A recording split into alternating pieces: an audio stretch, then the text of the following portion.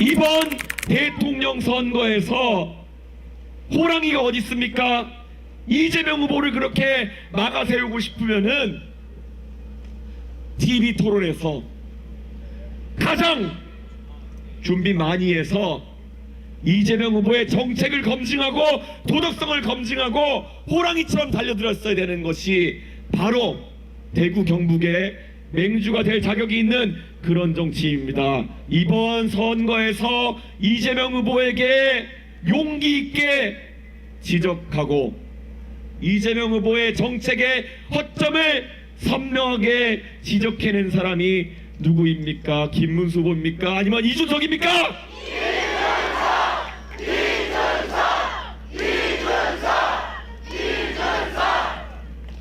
이준석이 호랑이처럼 이재명 후보를 지적해내니까 이제서야 국민의힘의 고양이 떼가 달려들어서 이준석 찍으면 이재명이 된다, 김문수 찍어라.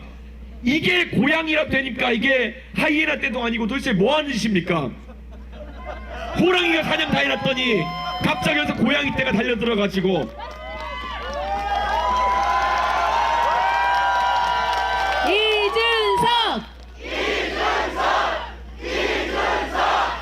대구 경북의 많은 유권자들께 알려주십시오. 이런 눈치나 보고 기회주의적인 정치 세력이 대구 경북을 대표하는 세력이 되어서는 안 되는 것입니다. 오직 TK 영남살인의 정신으로 항상 올곧은 이야기를 하고 반기필마로도 용기를 낼 수 있는 그런 정치 세력이 바로 대구 경북을 대표하는 세력이 되야 되는 거 아니겠습니까, 여러분?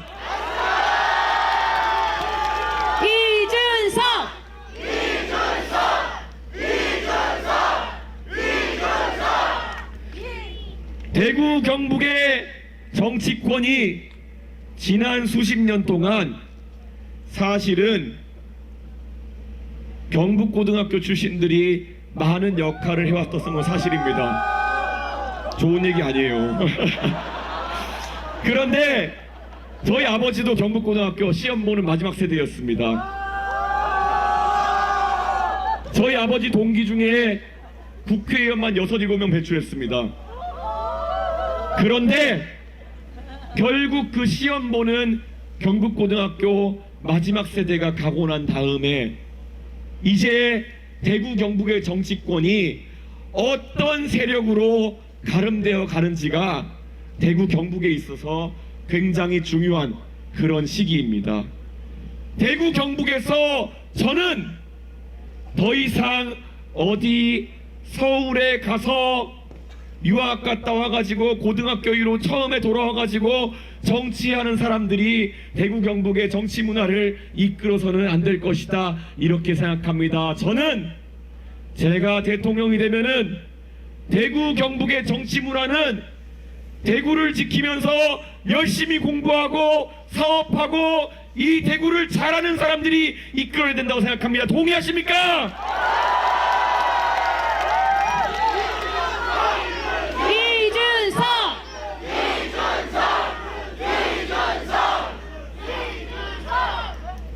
제가 2012년에 새누리당으로 정치를 하던 시절 대구에 와서 들었던 얘기 중에 가장 마음 아픈 얘기는 결국 대구에 있는 분들은 관복 색깔을 본다고 이야기했습니다. 결국 어디 가서 장관, 차관 지내고 온 사람들, 이런 사람 아니면 국회의원으로 인정 안 해주겠다. 물론 10년 전에는 그랬을지 모르겠습니다. 저는 그런데 그렇게 서울에 가서 고관대작을 지내고 온 사람들보다도 대구에서 창의적인 아이디어를 가지고 공부하고 사업을 일으키고 노력하는 젊은 세대가 더 주목받아야 된다, 그런 생각을 하고 있습니다. 대구에서 정말 많은 시도들이 있었습니다.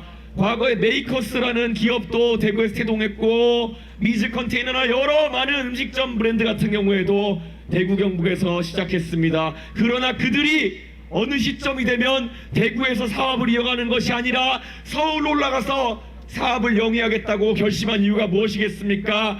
대구에서 젊은 사람들이 주류적인 위치로 올라간다는 것이 얼마나 힘든지 경험해보고 나면은 다 그런 선택을 하게 되는 것입니다. 저는 그래서 정치부터 바뀌어야 된다 이런 생각을 합니다. 대구에서 앞으로 가장 오래 살아가야 되고 대구의 미래를 가장 긴 시간 동안 함께할 젊은 세대가 정치의 중심에 서면 대구가 바뀔 것입니다. 동의하십니까?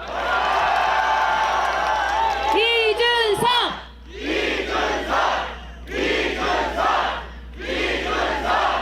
저는 앞으로 대한민국의 큰 변화를 다시 한번 대구 경북이 주도해 주실 것이라 믿어 의심치 않습니다. 대구가 변하지 않는다라고 생각하는 분들은 대구를 잘 모르는 겁니다. 90년대에 신한국당이 한나라당이 잘못하면은 이 지역은 무소속과 자민련도 왕창 당선시켜본 그런 곳입니다. 36살짜리가 보수 한번 바꿔보겠다고 당대표에 도전한다고 하면은 여러 가지 성원해주는 그런 곳입니다. 이번 대통령 선거에서도 아니 다음 지방선거에서도 결국은 대한민국의 변화를 주도할 수 있는 곳은 대구다 이렇게 믿고 있습니다. 도와주시겠습니까?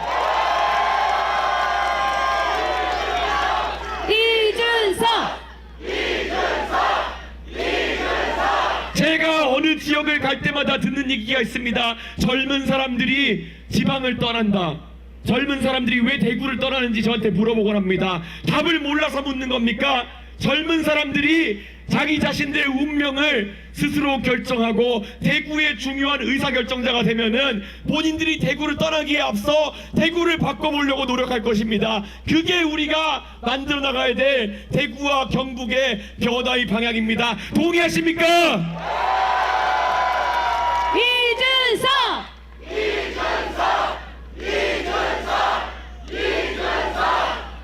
정치라는 것을 제가 시작할 때는 이렇게 어려운 것인지 몰랐다라는 말씀을 드렸습니다. 그런데 저는 그래도 단 한 가지 행복한 것이 있다면은 우리는 그 어느 비버의 삶보다는 한 발짝씩 앞으로 가고 있다는 것입니다. 이 상화동사는 제가 개혁신당을 창당하고 바로 저쪽 구석에서 메가폰 하나 들고 당원 모집을 시작했던 곳입니다. 그때 고작 몇백 명 단위였던 당원들이 지금 대구에서만 수천 명으로 불어났습니다. 이 정도 속도면은 우리는 금방 정치에서 우리가 주도하는 그런 세상을 만들 수 있습니다. 동의하십니까?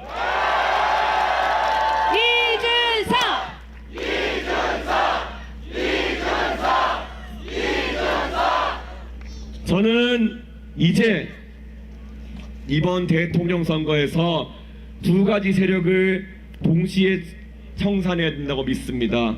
아까 제가 비만 고양이라고 표현했지만 사실은 여러 가지 동물의 복합체입니다. 비만 고양이 같기도 하면서 일만 터지면 타조같이 머리를 박고 숨기만 하는 집단이기도 합니다. 저는 이 기회주의적인 세력을 청산해야 된다고 생각합니다. 어떻게 대한민국의 대통령이 계엄이라는 중차대한 잘못을 저질렀음에도 불구하고 그에 대해서 지적하는 소리 하나 똑바로 못한단 말입니까? 이런 비겁한 영남살인의 정신과 전혀 관계없는 계엄에 대해서 할 말 못하는 세력 국민의힘 청산해야 되지 않겠습니까, 여러분?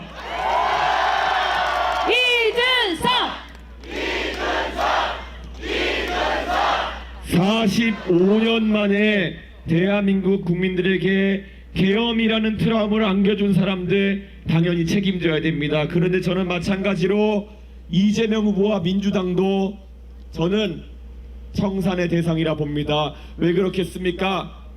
이들은 무책임합니다. 최근에 제가 토론에서 짚은 것처럼 이재명 후보의 공약이라고 하는 것은 오직 자기 돈도 아닌 것을 끌어다가 국민들에게 준다고 하면서 매표하는 전략입니다. 이런 봉이 김선달 같은 사람 저는 예전에 중학생 때 기억이 납니다. 제가 중학생일 때 우리나라에 IMF가 터졌습니다. 그 IMF의 기억 얼마나 처참했습니까? 저랑 같이 학교를 다니던 친구들 중에 아버지가 실직한 경우가 있었습니다. 아버지가 실직하고 아이들에게는 용돈도 제대로 주기 어려운 상황이 됐더니 그 아이들의 마음속에는 지워지지 않는 상처가 남았습니다. 맥도날드에 가면 그 당시에 햄버거가 300원이고 치즈버거가 500원이었는데 그거 하나 사 먹지 못해가지고 아쉬운 소리를 친구들에게 하게 만드는 그 아픔, 겪어본 사람이라면은 절대 우리 다음 세대에게 물려주고 싶지 않은 그런 경험입니다. 그런데 그때 어땠습니까? 우리가 국민소득이 10,000불을 넘었다 뉴스에 나오기 시작하고, 그래서 이제 흥청망청 써도 되겠구나 그런 생각 때문에 기업들이 빚내가지고 돈 쓰다가 결국은 다 무너진 거 아닙니까?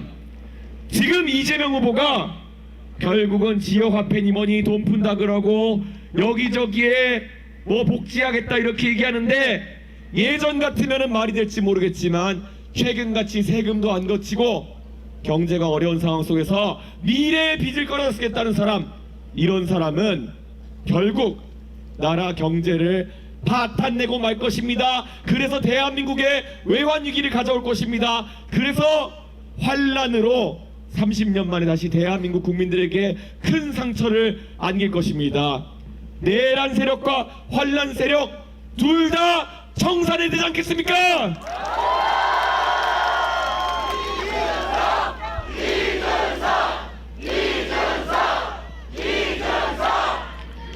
저는 정말 제 스스로에게 있어서 저의 조국 대한민국이 너무나도 사랑스럽고 감사합니다.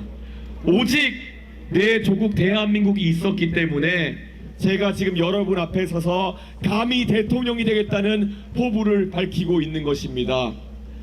대한민국에서 이 대구에서 자란 어떤 부부가 서울에 올라가서 공부하고 그 상경한 터전에서 서울의 지하철 종점에서 자리 잡아서 아이를 키우겠다 결심했습니다. 그리고 그 아이에게 최대한 좋은 것을 물려주기 위해서 본인들은 조금 덜 입고 덜 먹으면서 교육에 투자했습니다. 그랬더니 그 아이가 나중에 좋은 고등학교, 좋은 대학교를 나라 돈으로 공부하게 되고 나중에는 국민들의 사랑을 받아서 정치까지 할 수 있게 되고 큰 당의 당대표를 지내고 대통령 후보가 되어가지고 여기 서 있을 수 있는 나라라면은 대한민국은 기회가 무한하게 열려있는 나라고 참으로 공정한 나라입니다. 그런데 저는 이 이야기가 저희 가족만의 이야기가 아니었으면 좋겠습니다. 여기에 있는 아이들 하나하나가 나중에 자라서 저와 똑같은 꿈을 가지고 공부하고 살아날 수 있는 그런 대한민국이 되길 바랍니다. 그것을 지켜내겠습니다, 여러분. 이준석!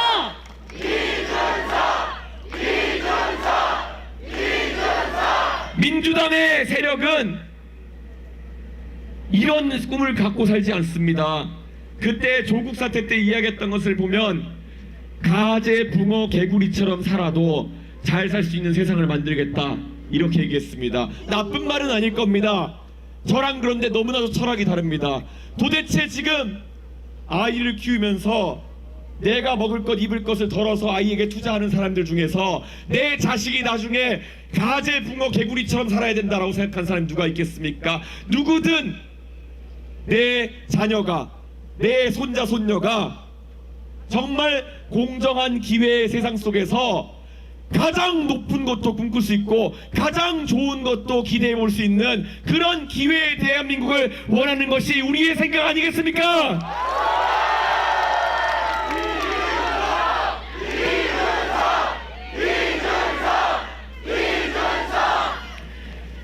저는 그 대한민국의 꿈을 이어나가고 싶고 대한민국의 정신에 맞춰서 대한민국을 운영하는 대통령이 되겠습니다. 저도 물론 부족한 점이 많을지도 모릅니다. 어떤 분들은 이렇게 말합니다. 이준석이는 아직까지 살면서 안 해본 경험이 많아서 대통령 할 수 없다. 잘 생각해 보면은 제가 정치에서 경험해보지 못한 것들이 몇 가지 있습니다. 저는 부정부패를 경험해보지 못했습니다. 저는 권력이 있을 때 내 사람 꼽기를 해보지 못했습니다. 저는 공약을 만들어서 뻥을 쳐보지 못했습니다. 이런 것들을 못해본 것이 저의 결격 사유라면은 말 그대로 말이 안 되는 소리입니다. 저는 이런 부정부패, 거짓말, 내 사람 꼽기와 같은 구태와는 아무리 나이 들어도 영원히 단절하겠습니다.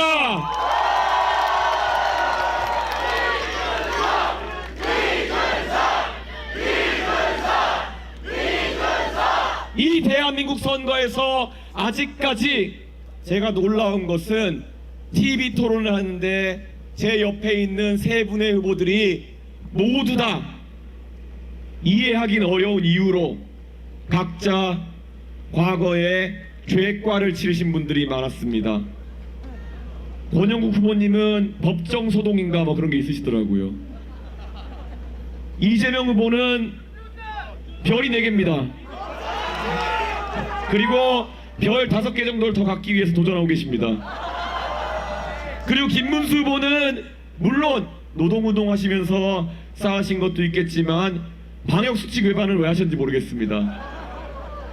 저는 제가 대한민국의 주요 대선 후보 중에서 유일하게 전과도 없고 정치의 구태에 물들지 않은 인물이라는 것을 알려드리겠습니다.